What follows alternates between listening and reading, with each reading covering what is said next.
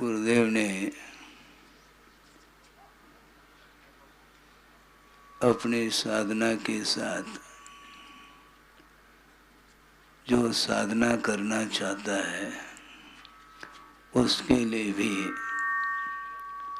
उन्होंने जीवन जीने की कला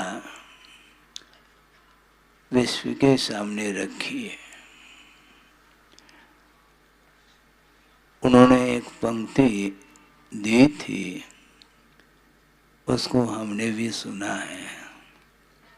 वह ये है, स्वास्थ्य किसको बोलते हैं। शारीरिक स्वस्थता ये अपनी जगह है, किंतु वस्तुतः स्वस्थता का अनुभव कौन कर सकता है। स्वस्मिन् स्थिति स्वास्थ्यम ऐसा कहा। अपने आप में रहने का नाम ही स्वस्थता है। और अपने आप में रहने के लिए जो सहयोग प्रदान करने वाला शरीर होता है, उस शरीर को भी स्वस्थ रखने की आवश्यकता पड़ती है। प्रयोजन महत्वपूर्ण होता है, वह करण से भी महत्वपूर्ण होता है, ऐसा उन्होंने कहा।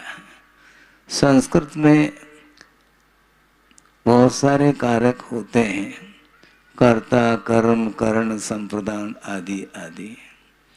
इसमें साधक कम जो होता है वह करण माना जाता है, किंतु गुरुदेव की दृष्टि इस करण से भी महत्वपूर्ण संप्रदान की ओर रही है। संप्रदान का अर्थ होता प्रयोजन, उस ओर ध्यान देने की आवश्यकता है। आत्मिक सुख को प्राप्त करने के लिए सर्वप्रथम साधन शरीर ही माना जाता है। शरीर माध्यम खलु धर्म साधनम ऐसा कहा। धर्म की साधना करने के लिए अथवा उस धर्ममय जीवन जीने के लिए प्राथमिक यदि कोई साधन है तो शरीर है। और शरीर स्वस्थ रहेगा तो आत्म साधना भी, धर्म साधना भी हो सकती है। और गुरुदेव की एक विशाल दृष्टिकोण जो सामने अब देखने में आ रहा है। किसी व्यक्ति ने कहा किसी को कि आचार्य महाराज खाली बैठे हैं, फ्री बैठे हैं, चलो उनके पास जा कर के कुछ चर्चा कर लें। किंतु ये ध्यान देने की बात है, वो कभी भी फ्री नहीं बैठे।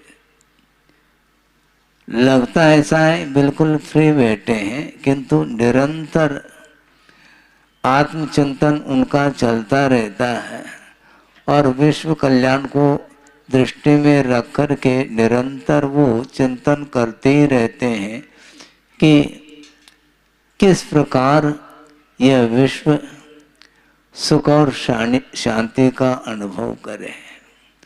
सुख और शांति के साथ जीवन यापन करने के लिए ही यह पूर्णायु संस्था चिकित्सालय ये सामने दिख रहा है।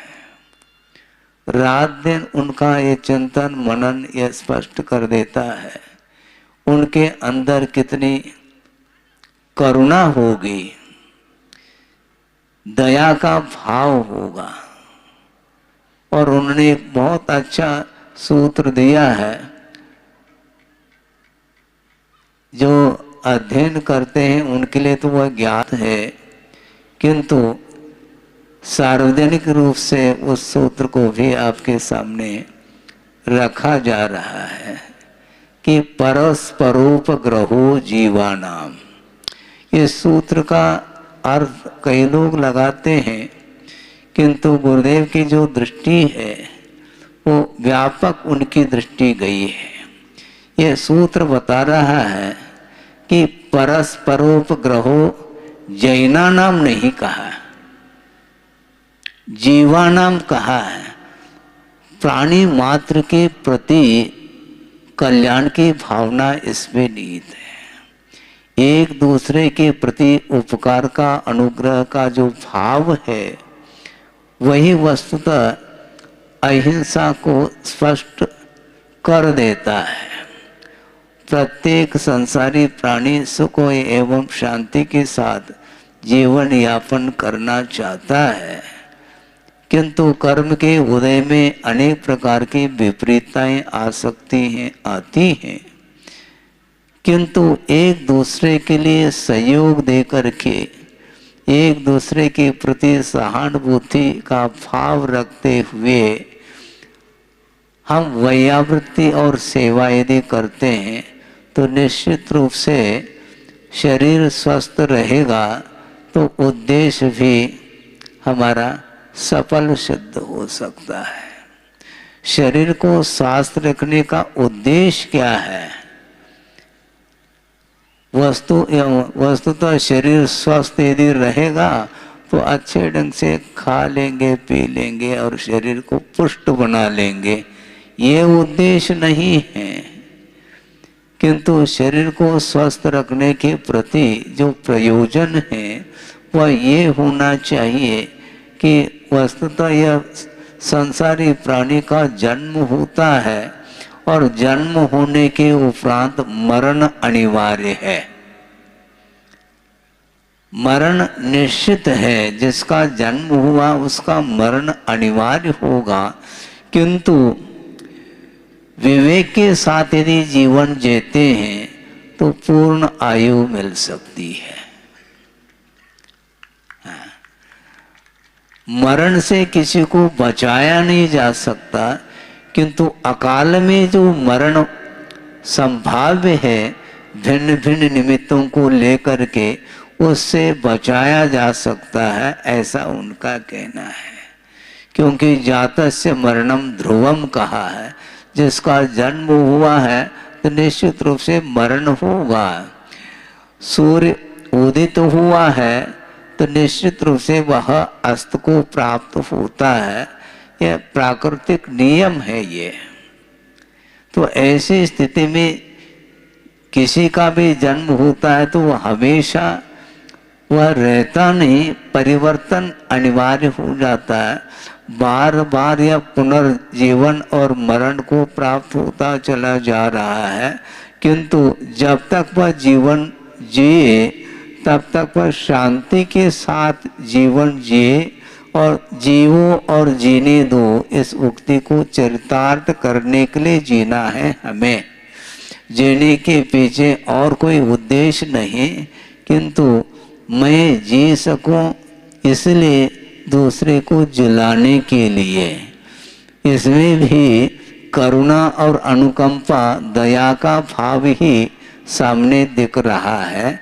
इसलिए अहिंसा परमो धर्म की जय आप लोग बोलते हैं, ये परम धर्म है, बल्कि विश्व धर्म है।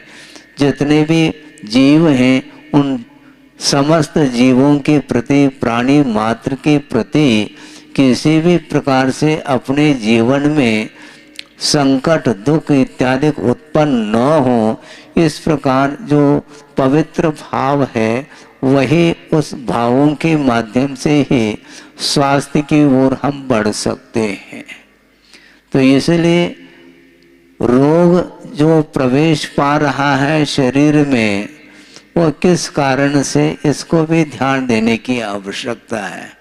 रोग आया तो उसका निदान करके रोग से उस रोगी को मुक्त करते हैं रोग से, किंतु वह रोग किसके माध्यम से आया है, इस ओर भी ध्यान देने की आवश्यकता है। इस प्रकार गुरुदेव ने कई बार कहा है, किंतु रोग जो आ रहा है उस ओर यदि ध्यान नहीं रखेंगे तो वह ट्रीटमेंट अधूरा माना जाएगा।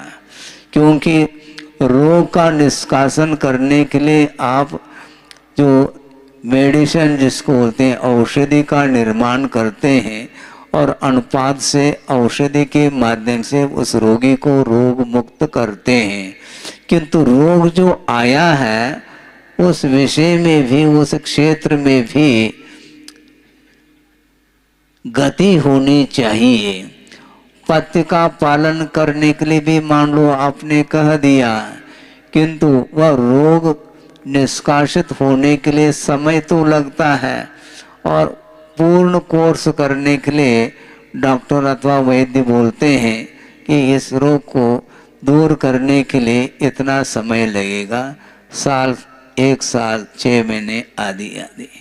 किंतु वो साल 6 महीने तक वह औषधि का वह सेवन करता है, इसके उपरांत रोग से मुक्त होने के बाद साल 6 महीने हुआ नहीं, पुनः वैद्य के पास वह जा रहा है।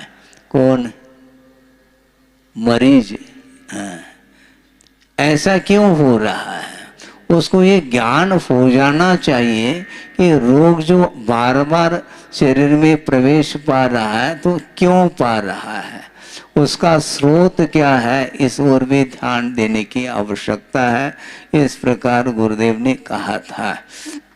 समझने के लिए 2 मिनट में इस विषय को पूर्ण कर लूं कि आप नदी पार करने के लिए नाव का सहारा ले लिया, ठीक है, किंतु बिना किसी बाधा के उस नाव के माध्यम से आप उस नदी के उस पार जा सकते हैं। किंतु उसमें बात ये है, यदि छेद है तो आप पार कर पाएंगे क्या? नहीं कर पाएंगे। तो ऐसे स्थिति में नाव में जो पानी आ रहा है उसको निकालने के लिए बाल्टी से वो बार बार उस पानी को बाहर निकाल रहा है, किंतु उसमें उसको सफलता नहीं मिलती। उसे ये ज्ञात होना चाहिए पानी को बाद में निकालो, किंतु पानी आने का स्रोत क्या है उस ओर भी ध्यान देने की आवश्यकता है। उस छिद्र को यदि बंद कर देंगे तो पानी आना बंद हो जाएगा और कुछ ही मिनटों में आप आया हुआ जो जल है उसको बाहर फेंका जा सकता है। उसी प्रकार ये जो ट्रीटमेंट है, जो रोग जो आया है उसकी चिकित्सा के लिए आप अच्छे अच्छे दवाइयों का निर्माण भी कर लो। ये आलोचना की बात नहीं है, यथार्थ बात कही जा रही है। औषध सेवन के माध्यम से रोग से हम मुक्त हो सकते हैं, ये बिल्कुल क्लियर है। किंतु रोग जो आया है वो उसकी पुनरावृत्ति को रोकने की बात भी होनी चाहिए, और उसको यदि हम रोकेंगे तो निश्चित रूप से हमेशा के लिए हम स्वस्थ रहेंगे।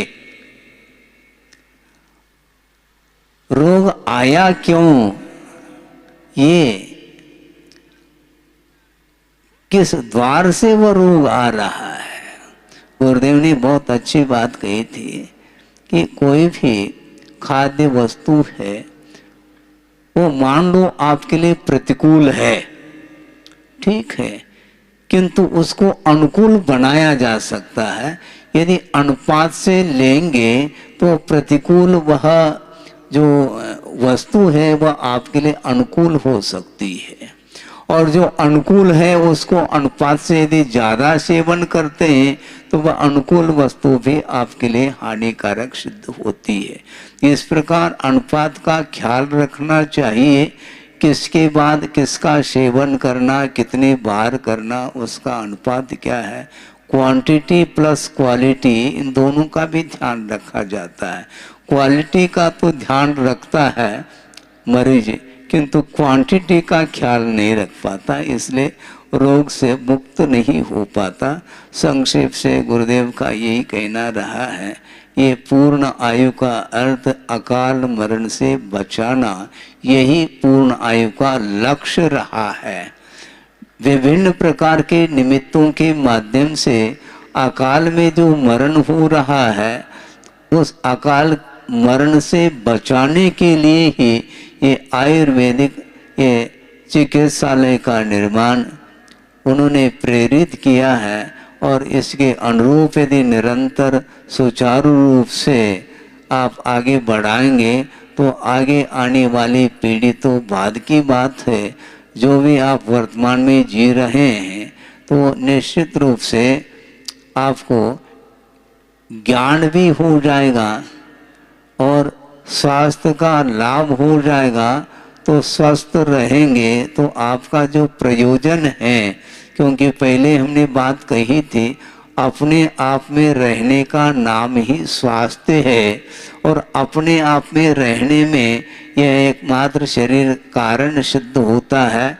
इसलिए इसको स्वस्थ बनाने के लिए ये सारा उपक्रम है और हमें यह प्रसन्नता का मुझे अनुभव हो रहा है कि आयुर्वेद चिकित्सालय की जितने भी छात्राएं हैं वे अपने अपने विभिन्न विषयों को लेकर के जो वक्तव्य दिया है और उसमें भी धारा प्रवाह जो है ना वो बोलती चली गई। हमने सोचा कि काफ़ी अल्प समय में इतना विकास जो उन्होंने किया है बहुत बड़ा पुरुषार्थ है और उसके लिए सब लोगों ने यहाँ पर जो भी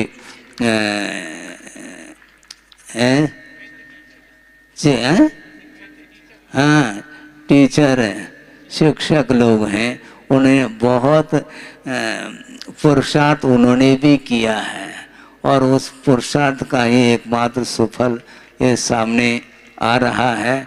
इसी प्रकार निरंतर आप लोग गुरुदेव के प्रति समर्पित तो है ही, उसके माध्यम से ही ये सारा कार्य अल्प समय में बहुत कुछ विकास को प्राप्त हुआ है। आगे इसी प्रकार पूर्णायु चिकित्सालय को आगे बढ़ाते रहें और गुरुदेव का तो आशीर्वाद है ही और हम लोगों के लिए भी उनका यही कहना रहा कि आहार को ही औषधि बनाओ ताकि औषधि लेने की कोई आवश्यकता न पड़े। बिल्कुल ये विवेक यदि नहीं रहता है तो फिर वह आहार औषध का रूप नहीं ले पाता। आहार को ही औषध बनाने का अर्थ ये है हम विवेक के साथ अनुपात से ऋतुमान को सामने रखते हुए यदि हम सेवन करते हैं भोजन का तो निश्चित रूप से वह फिर डाइजेस्ट हो जाता है, फिर मंदाग्नि नहीं होगी। उनका ये कहना रहा है कि कभी भी प्यास को बुझाना नहीं चाहिए और भूख को मिटाना नहीं चाहिए। थोड़े बहुत भूख और प्यास यदि बनी रहेगी तो निश्चित रूप से आपका शरीर स्वस्थ रहेगा। अब अपन क्या करते हैं, भोजन लेते हैं, भोजन लेने के उपरांत कितना समय व्यतीत होता है उनको भी ख्याल नहीं और पुनः वह भोजन सेवन कर लेता, भोजन कर लेता है और बार बार पानी और भोजन इसके माध्यम से वह लिया हुआ जो भोजन है वह पच नहीं पाता, डाइजेस्ट नहीं हो पाता, इसलिए वह बच जाता है। जब बच जाता है तो फिर वैद्य के पास जाने की आवश्यकता पड़ती है। ये बच क्यों रहा है, ये पच क्यों नहीं रहा है, वो सारा उसका इतिहास वहाँ पर सामने आता है। इसलिए ज़्यादा नहीं समय लेते हुए ये जो आपके सामने चिकित्सालय पूर्णायु को लेकर के जो संगोष्ठी समझ लो या जो भी समझ लो, ये बहुत अच्छा हमें लगा है, क्योंकि निवेदन किया कि महाराज आपको वहाँ पर आना है। ठीक है, हम हाँ नए छात्राओं का प्रवेश भी हुआ है महाराज, उनका उत्साह वर्धन हो जाएगा। तो हमने सोचा ये तो शाम की बात हो गई, उत्साह वर्धन के लिए हम 10 बजे ही पहुंच गए थे। हाँ, उसके माध्यम से उनका उत्साह वर्धन भी हुआ और वह सारा चिकित्सालय जो आपने निर्माण किया है वहाँ पर अलग अलग जो मशीन वगैरह के माध्यम से जो दिखाया है शरीर के अंदर कौन कौन से बॉडी की जो पार्ट्स होते हैं वो कैसे डैमेज होते हैं, उनको कैसा सुधारा जाता है। ये नई टेक्नोलॉजी जिसको बोलते हैं, तकनीकी के माध्यम से ये स्वास्थ्य लाभ के लिए बहुत कुछ ये साधन उपलब्ध हुए हैं। उनके माध्यम से आप ज्ञान तो है आपके पास, और उस प्रज्ञा का सदुपयोग करते हुए सबके जीवन में सहयोग दें, इस अपेक्षा को लेकर के ही यह वक्तव्य यहाँ पर विराम लेता है। अहिंसा परमो धर्म की जय।